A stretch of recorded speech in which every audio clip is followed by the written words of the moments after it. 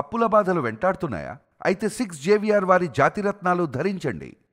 నమస్తే, welcome to మనం TV. ఈ మధ్యకాలంలో భార్యలు భర్తల్ని దారుణంగా హత్య చేస్తున్నటువంటి ఘటనలు రెగ్యులర్గా మనం చూస్తూ ఉన్నాం. ఎప్పుడైతే సోనం ఉదంతం వెలుగులోకి వచ్చిందో, మేఘాలయలో హనీమూన్ మర్డర్ వెలుగులోకి వచ్చిందో, అప్పటి నుంచి వరుసగా అంతకుముందు కూడా చాలా వరకు జరుగుంటాయి. కానీ ఈ మధ్య రెగ్యులర్గా మనం వార్తలు చూస్తూ ఉంటే భార్యలు భర్తలను లిటరల్గా సుపారీ గ్యాంగ్కి డబ్బులు ఇచ్చి మరీ చంపిస్తున్నటువంటి ఘటనలే కనిపిస్తూ ఉన్నాయి. లేటెస్ట్గా మన గద్వాల్లో కనిపించింది ఒక ఘటన. అక్కడ తేజేశ్వర్ అనే ఒక ప్రైవేట్ సర్వేయర్ని బ్యాంక్ మేనేజర్తో సంబంధం పెట్టుకున్నటువంటి ఒక మహిళ చాలా దారుణాతి దారుణంగా పెళ్లి చేసుకున్న కొన్ని రోజులకే చంపించేసింది. ఆ తర్వాత కేసు తవ్వుతున్న కొద్దీ చాలా విషయాలు బయటకు వస్తున్నాయి. ఇప్పుడు లేటెస్ట్గా అనంతపురంలో అలాంటిదే జరిగింది. అనంతపురంలో సురేష్ బాబు అనే వ్యక్తి, అనిత, వీళ్ళిద్దరూ భార్యాభర్తలు ఒక చిన్న హోటల్ నడుపుకుంటూ ఉన్నారు. అయితే ఫక్రుద్దీన్ అనే ఒక పండ్ల వ్యాపారితో అనిత సంబంధం పెట్టుకుంది. 2 నెలలుగా కొనసాగిస్తోంది. ఈ విషయం తెలిసింది సురేష్కి. ఇది తప్పు, ఇది కరెక్ట్ కాదు, నువ్వు పద్ధతి మార్చుకో అని హెచ్చరించాడు. వినలేదు. మళ్ళీ అతనితో కలుస్తానే ఉంది, సంబంధం కొనసాగిస్తానే ఉంది. మళ్ళీ ఈసారి తాగొచ్చి గొడవ పడ్డాడు.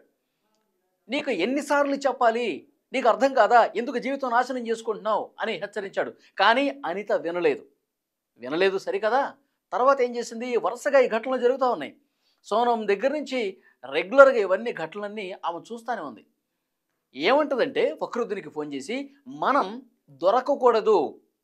ఇప్పుడు మనం రోజు వార్తలు చూస్తూ ఉంటాం కదా, పోలీసులు పట్టుకుంటున్నారు, వాళ్ళు జైలుకి పంపిస్తున్నారు, కానీ మనం మాత్రం దొరకకూడదు, పక్క ప్లాన్తో చంపేసే సురేష్ని అని ఒకసారి ఫోన్ కూడా చేసింది ఫక్రుద్దీన్కి. అర్ధరాత్రి సమయంలో మా హస్బెండ్ పలానా ఊరు నుంచి ఇక్కడికి వస్తూ ఉన్నాడు, ఒంటరిగా వస్తూ ఉన్నాడు, ఎవరు లేరు, అతను ఎప్పుడు బయలుదేరతాడు కూడా నీకు చెప్తాను, ఆ టైంకి కాచుకొని కూర్చో అని చెప్పి ఒంటరిగా వస్తున్నాడు, లేపేసి. ఇది ఫోన్లో డైలాగ్. పోలీసులు ఆశ్చర్యపోతూ ఉన్నారు. ఏంటి మహిళలు ఇంత దారుణంగా, భార్యలు ఇంత దారుణంగా ప్రియుడి మోజులో పడి భర్తల్ని చంపిస్తున్నారే, అర్థం కావట్లా. నిజంగా అది ఆమె చెప్పినట్టు ఫక్రుద్దీన్ కూడా ఆ సమాచారం తీసుకొని వెంటనే రాత్రి సమయంలో ఒక బాటిల్ తీసుకొని, ఒక గాజు సీసా తీసుకొని తల మీద కొట్టాడు, పడిపోయాడు. ఆ తర్వాత ఒక పెద్ద బండరాయి తీసుకొచ్చి తల మీద కొట్టి కొట్టి కొట్టి చంపేశాడు. సురేష్ చనిపోయాడు. పోలీసులు కేసు నమోదు చేసుకుని దర్యాప్తు చేస్తే ఎస్, భార్య అనిత ప్రమేయం ఉంది, ఫక్రుద్దీన్, వీళ్ళిద్దరిని కూడా అదుపులోకి తీసుకుని విచారిస్తూ ఉన్నారు. వీళ్ళు మేము చాలా తెలివిగల వాళ్ళం, ఎవరికి దొరకకుండా ఉంటాం, మార్గ మధ్యలో అర్ధరాత్రి సమయంలో అసలు ఎలాంటి సీసీ ఫుటేజ్ అక్కడ ఉండవు, ఎలాంటి ఎవరు చూడరు, నిర్మానుష ప్రదేశం, రాత్రి సమయంలో ఎవరు అటువైపు కనిపెట్టరు, అక్కడ చంపితేనే మనం దొరకము అని చెప్పి ప్లాన్ చేశారు. కానీ పోలీసులు పక్కా ఆధారాలతో, ఎందుకంటే ఈ కాల్ రికార్డ్స్ అన్నీ చేస్తారు, గత కొన్ని రోజులుగా ఎవరితో సన్నిహితంగా మాట్లాడుతున్నారు, ఇవన్నీ వెలికి తీస్తారండి. కాబట్టి ఎంతటి కరుడుగట్టిన నేరస్తుడైనా ఆధారాలు వదిలిపెడతాడు, ఆ ఆధారాలతోనే అడ్డంగా దొరికిపోతాడు. ఈ కేసులో కూడా ఇదే దొరికింది. పోలీసులు పిన్ టు పిన్ కేవలం 6 అంటే 6 గంటల్లో, ఎప్పుడైతే సురేష్ మృతదేహాన్ని తీసుకున్నారో అప్పటి నుంచి 6 గంటల్లోపు ఈ కేసుని క్లోజ్ చేశారు. చంపించింది భార్యే, చంపింది ఫక్రుద్దీన్ ప్రియుడు అని చెప్పి తేల్చేశారు. ఇట్లా ఒకదాని తర్వాత ఒకటి వస్తూనే ఉన్న ఇలాంటి కేసులు. ఇంకొకటి హిందూపురంలో, మళ్ళీ అదే ఉమ్మడి అనంతపురం జిల్లాలో హిందూపురంలో ఒక వ్యక్తి అనుమాన స్థితిలో చనిపోయాడు. బోయ రవి అతని పేరు. చిన్న వయసు అతను కూడా. చాలా దారుణంగా తలాముండాన్ని వేరు చేసి చంపేసినటువంటి పరిస్థితి. దీని వెనకాల కారణాలను వెలికితీస్తూ ఉన్నారు. ఇది కూడా అక్రమ సంబంధం కావచ్చు అని పోలీసులు అనుమానిస్తూ ఉన్నారు. ఇంకా డీటెయిల్స్ రావాల్సి ఉంది. చాలా దారుణాతి దారుణాలు 2 తెలుగు రాష్ట్రాల్లో జరుగుతున్నాయి. మన హైదరాబాద్లో ఏం జరిగింది, తల్లిని కూతురే చాలా దారుణంగా హత్య చేపించింది ప్రియుడు, మళ్ళీ మైనర్లు వాళ్ళు. హైదరాబాద్ జీడిమెట్లలో ఈ వార్త మీరు కూడా వినుంటారు. 10వ తరగతి చదువుతుంది మైనరు, ఆ ప్రియుడు ఆ శివ అంట, అతను నల్గొండకు సంబంధించిన వ్యక్తి, మైనరు ఆ అబ్బాయి కూడా. ఆ శివ వాళ్ళ బ్రదరు, ఈ మహాతల్లి, ఈ 10వ తరగతి చదువుతున్నటువంటి అమ్మాయి, ఈ ముగ్గురు మైనర్లు కలిసి తల్లిని చంపేశారు. ఒకడు గొంతు కోస్తాడంట, ఒకడు తల మీద కప్పేస్తాడంట, వాడు బండ సుత్తి పట్టుకుని, ఒక పెద్ద సుత్తి పట్టుకుని తల మీద కుట్టారంట.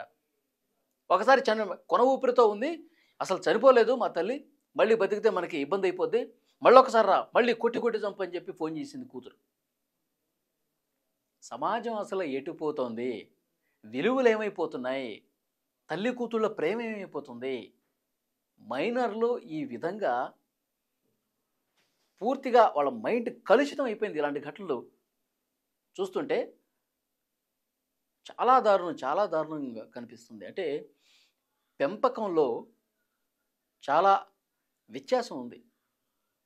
పెంపకంలో తల్లిదండ్రులు జాగ్రత్తలు తీసుకుపోవటం వల్లే వాళ్ళు ఏం చేస్తూ ఉన్నారు, వాళ్ళు స్కూల్ అయిపోయిన తర్వాత ఏం చేస్తున్నారు, కాలేజ్ అయిపోయిన తర్వాత ఏం చేస్తున్నారు, బయట ఎవరిని కలుస్తున్నారు, ఎవరిని మాట్లాడుతున్నారు, వాళ్ళ సహవాసాలు ఏ విధంగా ఉన్నాయి, వాళ్ళ అలవాట్లు ఏ విధంగా ఉన్నాయి, ఫోన్కి ఎక్కువ అడిక్ట్ అవుతున్నారా, ఫోన్ చూస్తుంటే ఏం చూస్తున్నారు, ఎలాంటివి చూస్తూ ఉన్నారు, ఇవన్నీ కూడా కనిపెట్టాలండి.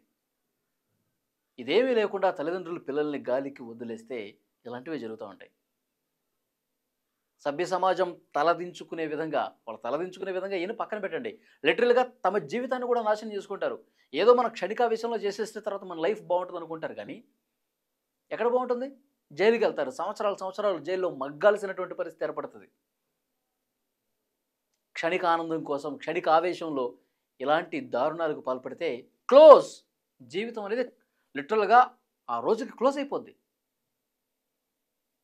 కాబట్టి ఇలాంటివి రెగ్యులర్గా జరుగుతున్నాయంటే చాలా దారుణంగా, ముఖ్యంగా అమ్మాయిలు చాలా చాలా దారుణమైనటువంటి క్రిమినల్ మెంటాలిటీస్ కలిగి ఉన్నారు కొంతమంది. సో వాళ్ళ బ్రెయిన్ వాష్ చేసేవాళ్ళు ఎవరు లేకపోవటం వల్ల ఇలాంటి దారుణాలు కనిపిస్తూ ఉన్నాయి. సో చూద్దాం, మరొక ఘటన ఇలాంటిది జరగకుండా ఉండాలని కోరుకుందాం. Thank you very much.